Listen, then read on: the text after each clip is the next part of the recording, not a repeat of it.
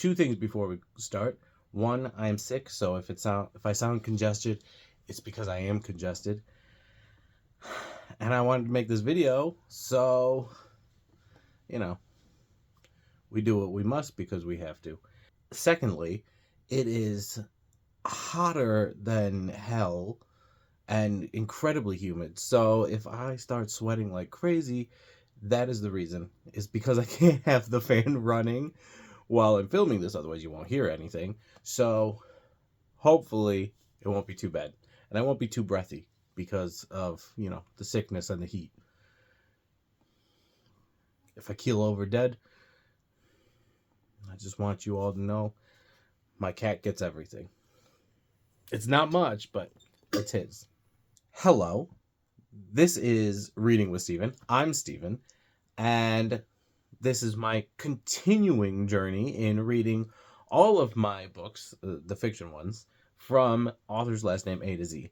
Now, prior to this video, I said that we had finished the A's, and that was a lie, because while the purpose of what I'm doing is to stop buying books and to start reading the books that I already own, I may have, broken down. I am human. I am human after all. I may have broken down and bought some books in order to fill out. And I'm not going to sit here and pretend like you don't already know the title of the video. So it is most of the works by Isaac Asimov. Specifically, the Foundation series. Upside down. And his robot books. Now, I'm not going to talk about all of them because it's 12 books. I can't talk about 12 books in one video. That's too many books. But I'm going to talk about the first seven books. And then I'm going to leave the other 5 for the next video.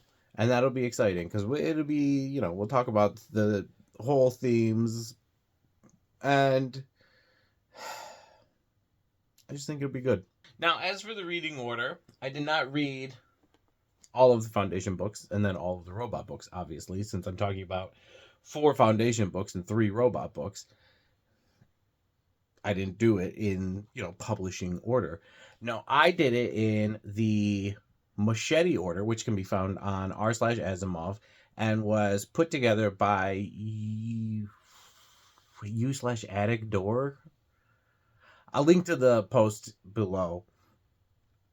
But the Machete order has you read the first 4 Foundation novels, then Edge of Eternity, or the End of Eternity, rather, and then the robot novels, and then finish off the Foundation. Now, I did not read End of Eternity because, well, it didn't come packaged with the rest of the book, so I didn't want to buy another book separately. But I did read the synopsis on Wikipedia, and to be honest, I don't think I'm missing anything. I got the general gist. It's time travel shenanigans, and nobody likes time travel shenanigans anyway, so we'll be all right.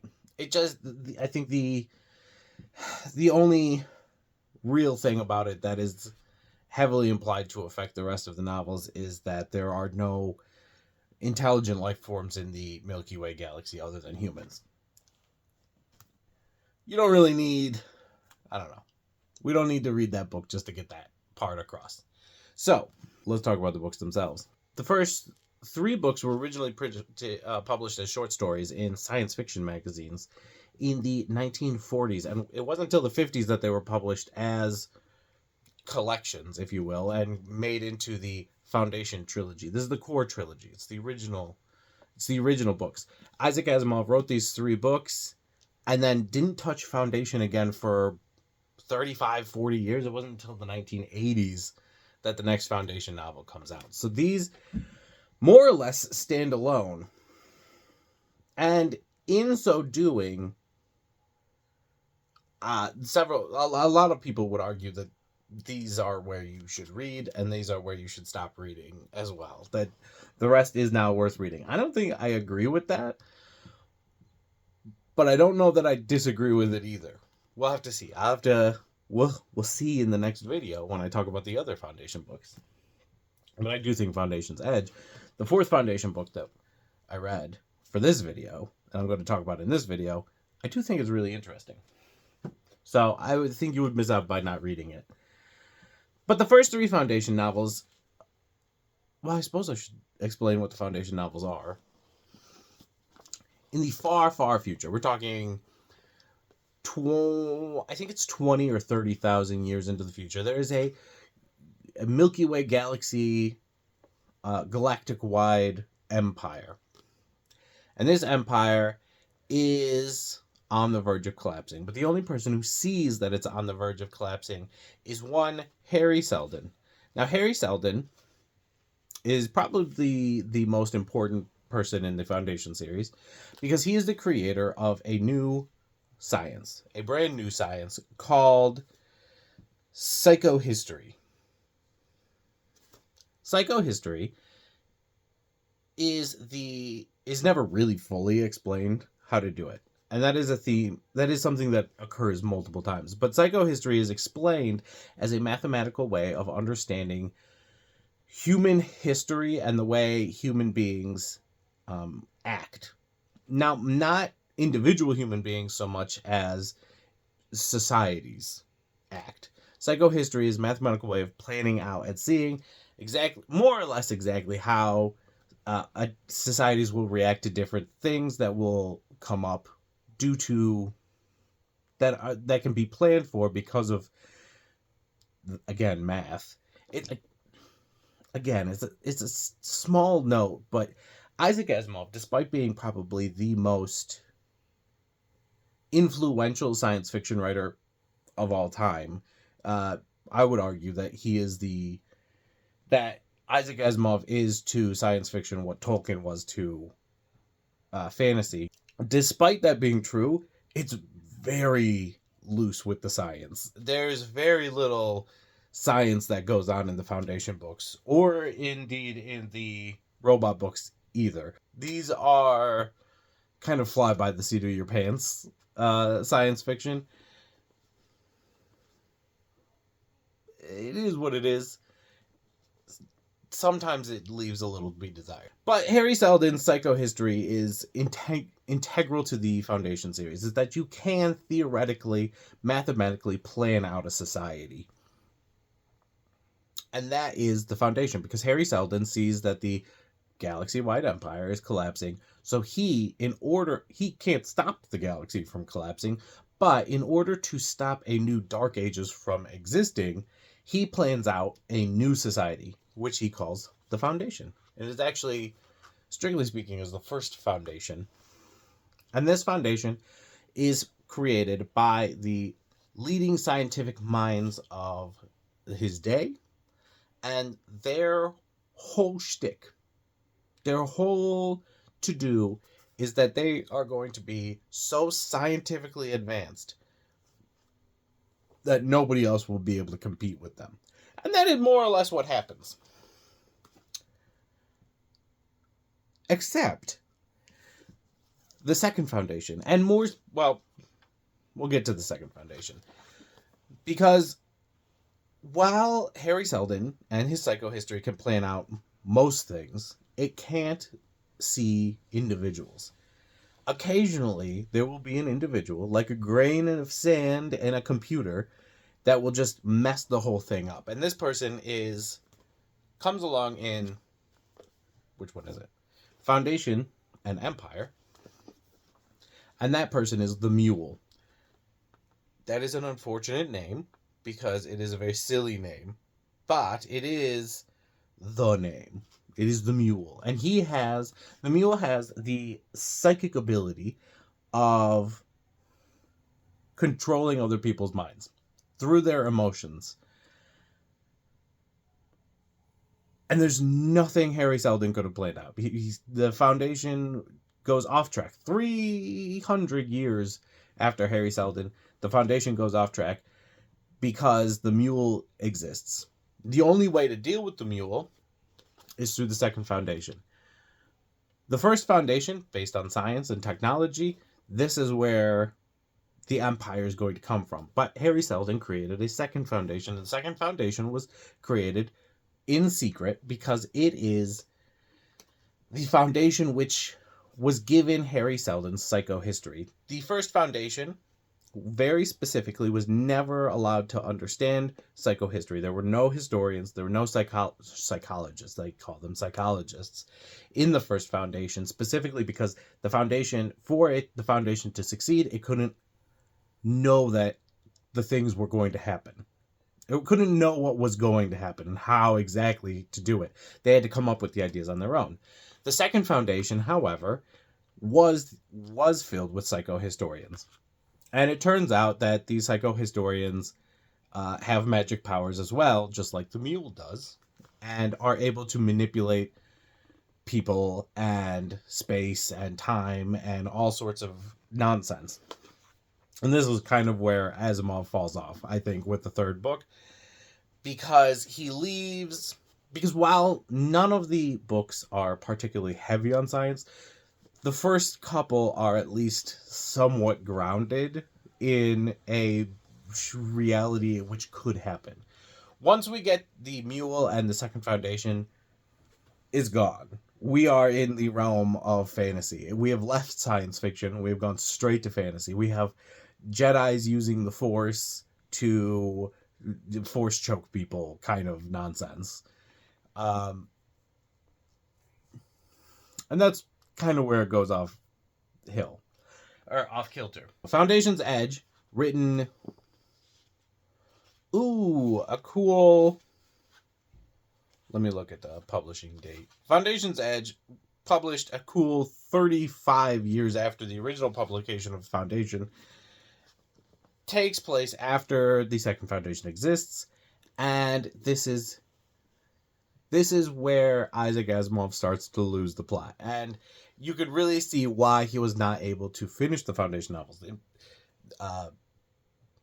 Spoilers for part 2 of this, but there's only one more Foundation book after this, or that takes place after this.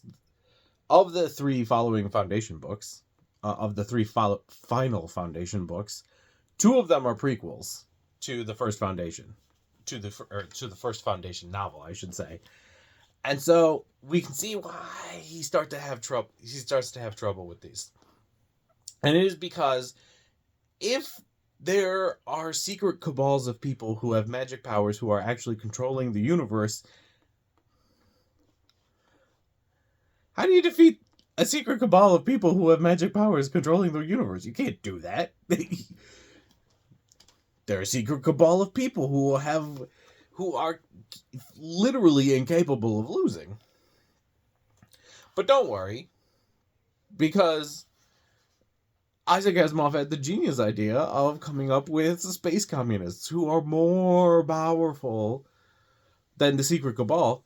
These guys are super secret. The Gaians are super secret cabal of superpowered space wizards who, as I mentioned earlier, are also vaguely communist. I say vaguely communist, like 100% communists, which is wild. Which is wild coming from a book written in 1982. That's a wild choice. Love it for Asimov. Don't know that I would have done it, but I love it for him. And I think that gets us to the point where, a vague plot outline of these books. This is a vague plot. That was a vague plot outline. I don't think that you can really follow science fiction. Speculative fiction is very difficult to follow, plot for plot, unless you do the reading. And I highly recommend you do the readings. What's notable to me about the Foundation books, at least as far as I've read, or at least of the ones that I'm talking about here, is how surprisingly optimistic they are. And it makes sense that they're optimistic, given that they're written in the immediate aftermath of World War II, and in the immediate aftermath of probably one of the greatest economic periods in human history, the post-American, or the post-World War II American, or Pax Americana, if you will, So I think it really makes sense why it's so optimistic, and why it's so optimistic about science in such a way that, while Asimov himself did not really have a strong foundation in the science, or at least didn't put a strong foundation in the books, it is very clear that he has a lot of faith in science itself and the scientific community's ability to continue um, exploration and understanding. And this is something that comes up probably more so in the robot books, which are a little more grounded when it comes to science. Not fully grounded, mind you, but a little more grounded in the sense that we can understand kind of what the science is. So I guess the reader can fill in the scientific facts, some of the science facts that you would not be able to, right? You can't fill in hyperspace. How does hyperspace work? You can't fill that in. How, this is clear that relativity, the theory of relativity had not fully saturated into the science fiction community at the point that Foundation is written in. So again, you have all of these loose ends that later science fiction is better able to understand and talk about. These ones are not it. Do not have any grounding in science at all. But they are, as I was saying before I started rambling, they are incredibly optimistic, and I do appreciate that about them. I do really appreciate how optimistic they are. And in fact, I would argue that there are two basic themes in Isaac Asimov's writings, and those themes are what is a human being and what is the purpose of human beings' existence? What do we do? It's a very existentialist view. I just pointed at the Hitchhiker's Guide to the Galaxy and to Borges, just so we're clear. It's not on screen, but it's above me, and I just pointed to those. So, hint, hint. We're going to continue talking about existentialism. It is probably the most important through line in 20th century writing, right? Is existentialism. Is what is the point of life? Why do we exist? Isaac Asimov tries to answer this question by saying that the point of life, or the point of humanity, really the goal of humanity, is progress. Progress is the goal of humanity. And in his robot books, he'll talk about what is a human, but in the Foundation books, they're very much about what is the goal, and that goal is progress. We can see this in I think this is the second story. One of the leaders of the Foundation is talking about an empire, because the empire is still collapsing, but the Foundation exists. So one of the leaders of the Foundation is talking about the old empire and how it would be easy for the Foundation to fall into the same trap as the empire, specifically blind faith in the future, right? You have to keep working at it. It's something to be worked at. Quote, "First, you refused to admit that there was a menace at all. Then you reposed on absolutely blind faith in the Emperor. Now you've shifted it to Harry Seldon.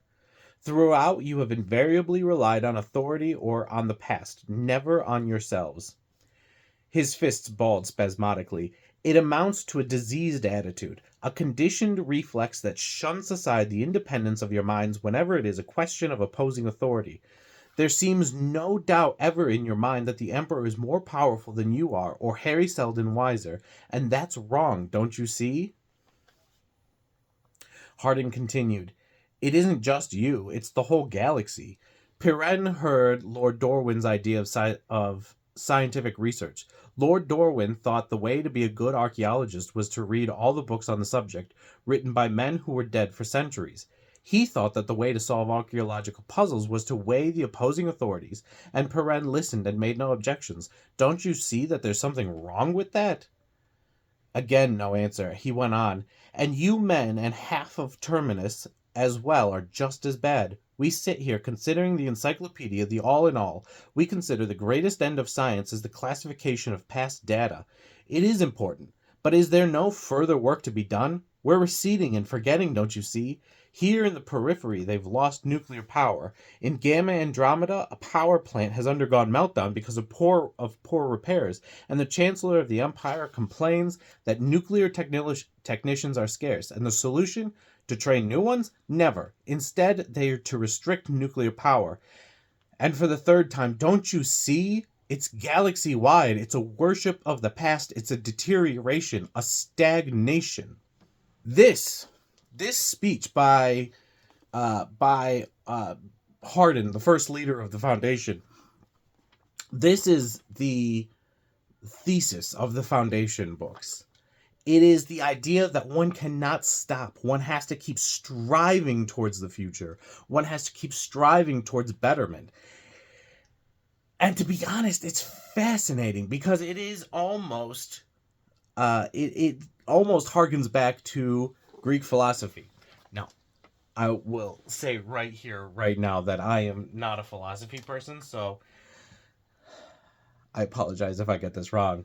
But in Greek philosophy, especially in Platonic and Aristotelian philosophy, there's an idea that you have to keep striving to be a good person. In order to be a good person, in order to be a successful person, one has to keep trying to understand more and more and more. It is not enough to simply take what other people say as fact. We have to question it. We have to understand it for ourselves and push beyond that basic knowledge. This is where the idea of Socratic dialogue comes from. It's because Socrates was always questioning things, right? This is more or less what the scientific method does too. Scientific method, we see what's happening, we hypothesize what's happening, and then we try to understand it better and better through experiments, and in doing so, we get a better understanding of the world, and we get our scientific theories and whatnot. That, to Asimov, is the most important thing, more important than anything else in the Foundation, in his Foundation novels, and really in all of his work, because it permeates through all of his writing, or at least all of the writing that I've read. There are more things than just the Foundation and the robot books, but it permeates that idea of the need to continue pushing forward, to struggle forward, specifically, that one cannot be handed the answers. One has to find the answers for themselves, to grasp them, to continue to fight and struggle and succeed. That is the point of humanity. And it's also very Nietzschean. Again, I just hit the camera. Again, I'm not a philosopher, but it's very Nietzschean that the idea is that we have to struggle. The idea is that the point of life is the struggle. The struggle is where we gain our purpose. The struggle is where we gain our success. The struggle is where we gain our happiness. This is a very Nietzschean concept. Now, I don't know if Asimov read a lot of Nietzsche, but again, it goes to what I'm talking about when I say that existential thought is the most important through line of 20th century writing. It is the idea of how do we solve this? How do we solve the problem of life? How do we solve the meaning of life? How do we find the meaning of life? And time again, we get to the answer of there is no meaning, but we got to keep going. And that is where we find our own purposes individually and, as Asimov would have in the Foundation, societally. Now, I think that's enough about Foundation for right now. I will say there are shortcomings with Asimov. There are shortcomings. I do have some shortcomings, but I'm going to talk about them more in the second part because I think they're more pronounced in his later writings, surprisingly enough. Well, I was surprised about that myself, but I think we should talk about his robots right now. Because I like the robot books a lot better than I like the Foundation books, but we'll talk about that in a second. We'll talk about it right now, but it's going to be a second for me because I'm going to stop the video and then restart. Whatever. So we're coming back the next day, hence the change in shirt and the camera angles and all the lighting and all that jazz, because I found myself to be going off into a feverish ramble that made very little sense even to me, and hopefully I make more sense today. Isaac Asimov, or yesterday I talked about the Foundation series and how Isaac Asimov asks the question, why do humans exist? Like, what is the purpose of life? And he comes to the very Nietzschean conclusion that the purpose of life is to struggle, that we have to find our own purpose in a constant struggle for betterment. In the robot stories, however, he asks an even more fundamental question. Not why do humans exist, but what even is a human being? In the robot books, humanity has created what is effectively true AI, true artificial intelligence, an artificial intelligence that is capable of thinking independently of outside sources. So, not for nothing, but AI as it exists today is not real AI, right? It doesn't think. It can't think. It is effectively just it's auto predict. It's text prediction. It's not really thinking. It's just saying, well, the most common word following this word is X, and therefore I will say X, right? It doesn't actually think that is the right word because it doesn't think at all. It's not real AI, which is part of what makes it so incredibly frustrating how gung-ho people are to use it, because it's not thinking. We're replacing our own thinking with something that doesn't think. But we will leave that aside for right now, because that is not what the point of this video is. So I won't ramble at you, or won't rant on this particular issue. The robots, however, are true AI. They do think for themselves. They are capable of making high-level decisions on their own, regardless of input. In fact, oftentimes they work better when they're on their own. They're left to, in the story,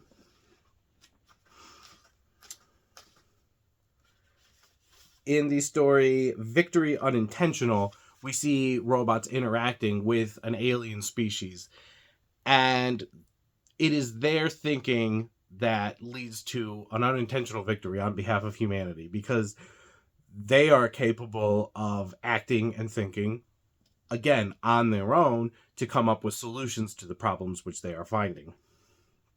Now, that is not a canon story, if there is such a thing as a canon story within the robotic short stories and the wider Asimov verse, if you will, because as we know in End of Eternity, a book that I only read the Wikipedia article on, we know that there is actually, in Foundation and in the wider robot novels, there is no intelligent life outside of Earth, for reasons that are unimportant, but it's just something to note.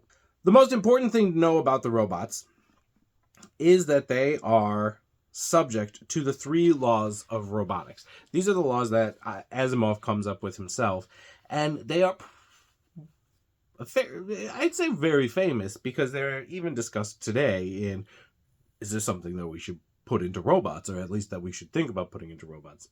But the laws are as follows. 1, a robot may not injure a human being or, through inaction, allow a human being to come to harm.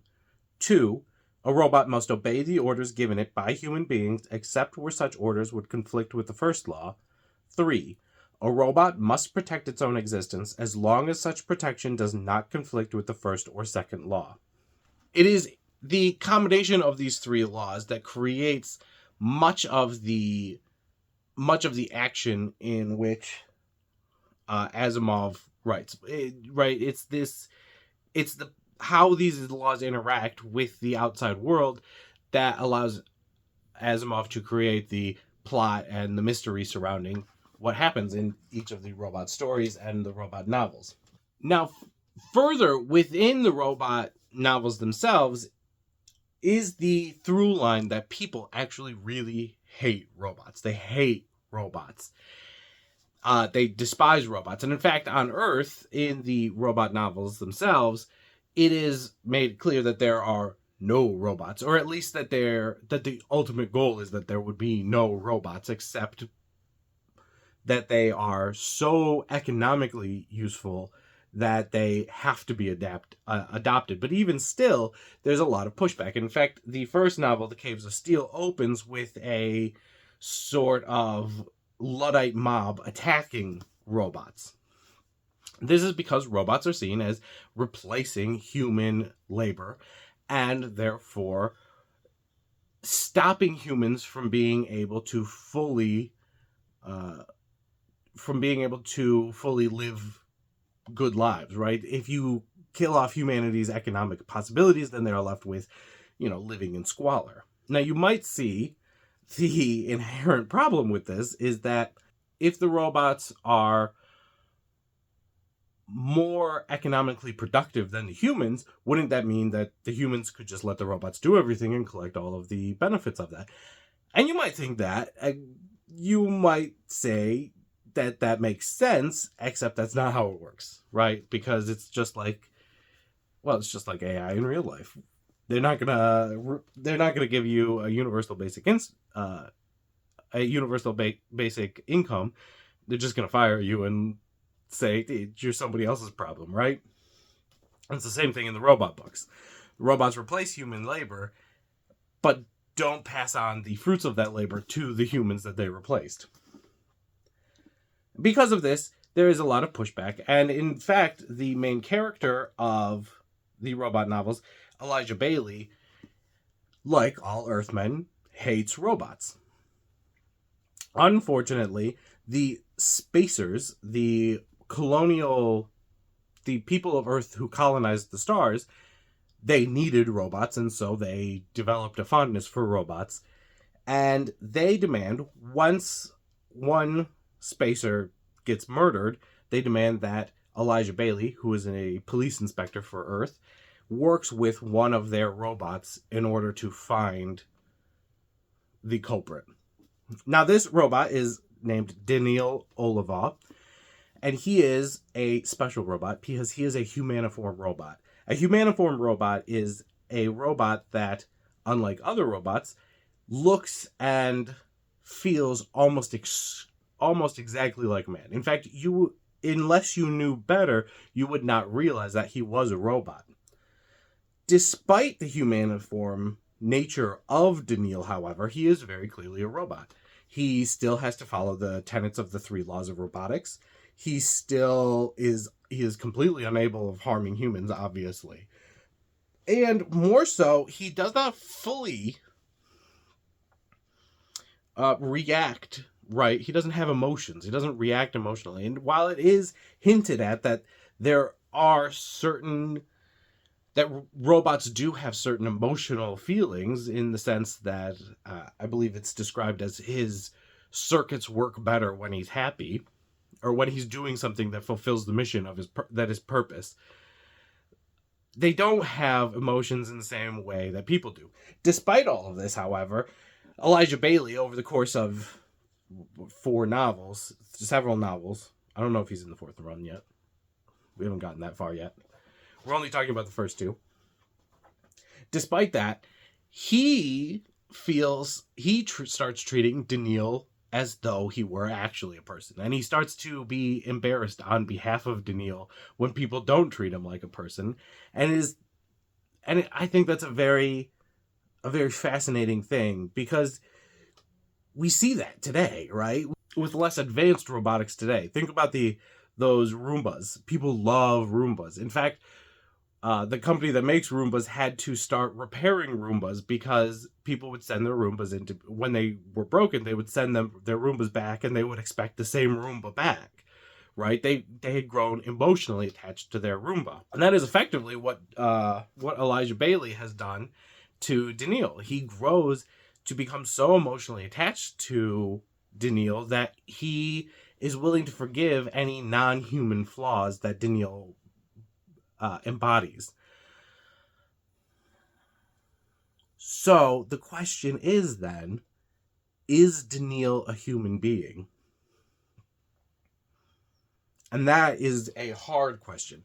One which I don't believe Asimov is ever fully able to come around to, because when push comes to shove, every robot, including Daniil, including any humaniform robot, is subject to those 3 laws. And those 3 laws demand subordination to an actual human. A robot cannot be, or must be, subordinate to a human, because a robot can't, they have to, well, first off, they can't harm a human being, and secondly, they have to obey every order from a human being. And how can you have equality where you have a enforced diminishment? If we look at Thomas Hobbes, I don't have it here. I don't know where my copy of Thomas Hobbes is. In The Leviathan of Thomas Hobbes, he talks about how true equality exists because, and I'm paraphrasing here, everybody has to go to sleep. And if everybody has to go to sleep, that means that everybody can be killed. And if you can be killed, then you cannot position yourself as being better than somebody else because you're going to die. Death is the great equalizer. Everyone dies, therefore nobody can be above a human.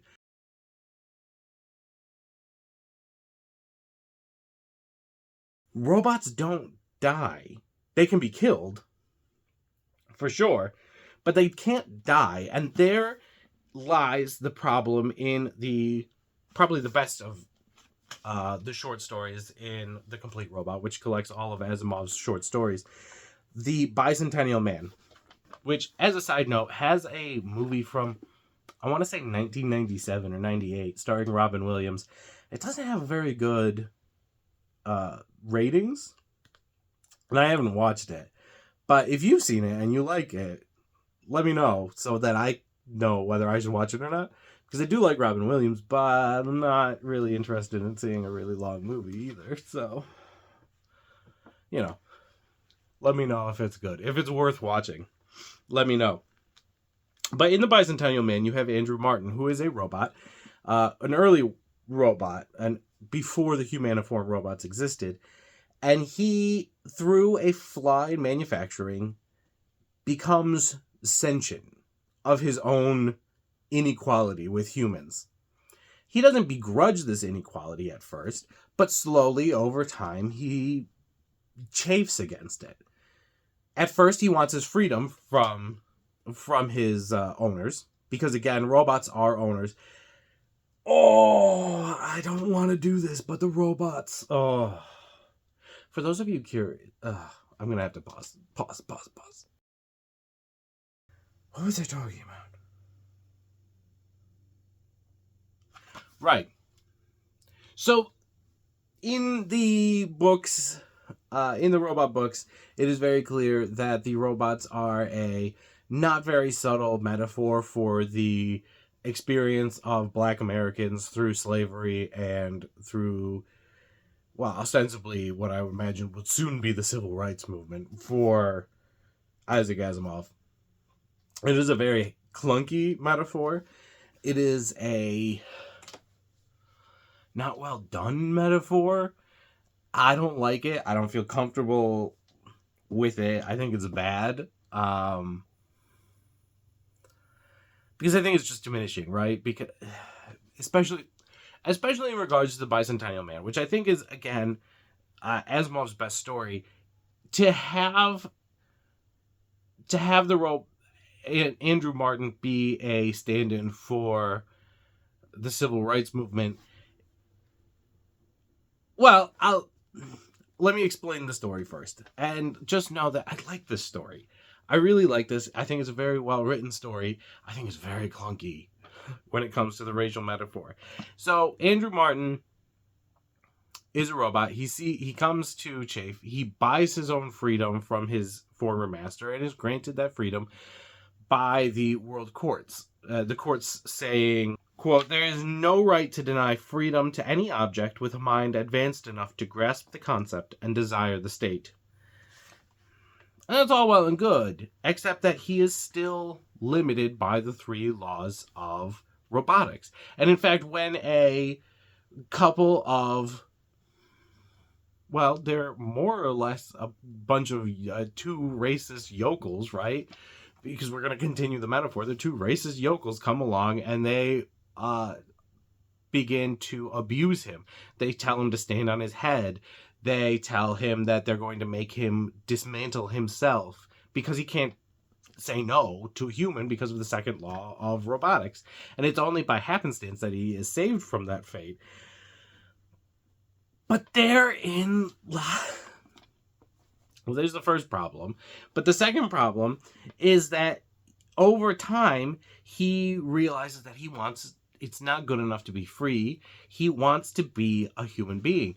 He creates a skin for himself, as the humaniform robots would later in the novels, as Daniel has later in the novels. He creates a functioning digestive system. He creates artificial organs for himself, all in order to be considered human. Eventually, he realizes, just like Hobbes did, that in order to have true equality, in order to be considered a human being by the wider society, he has to do what all humans do, and that is die, because there is no equality except in death. And so he implants within himself a flaw within his own brain that slowly his brain decays until it dies. And when asked why he does this, he says, quote, "If it brings me humanity, that will be worth it. If it doesn't, it will bring an end to striving, and that will be worth it too." And that is such a powerful statement, that it is better to die trying to be what you want to be, even if it means you die. It's better to have striven for it, even unto death, than it is to continue living an unequal life. But the problem is, with robots, they are inherently unequal because they have the 3 laws of robotics. They can't become equal to a human being, and therein lies the problem with the racial metaphor, is that black people are inherently equal to white people. They don't have any flaws within them that make them inherently unequal, and to portray that is in and of itself problematic and racial and bunk science, right?